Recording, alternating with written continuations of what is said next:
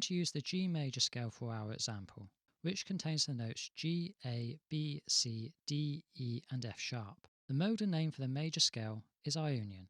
If we take the second note of our scale and reorder our same notes starting with this second note, we get the Dorian mode, in this case A Dorian. The Dorian mode is always built off the second note of the major scale. If we follow the same process for the remaining notes of our major scale, we create our diatonic modes: Ionian, Dorian, Phrygian, Lydian, Mixolydian, Aeolian and Locrian. You can follow this same process with any major scale.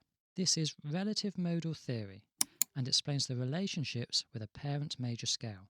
To understand how modes differ, we need to understand comparative modal theory. If we take our Ionian scale and rename our notes as simple intervals, we get the intervals 1, 2, 3, 4, 5, 6, 7. This represents the interval value relative to the root note G.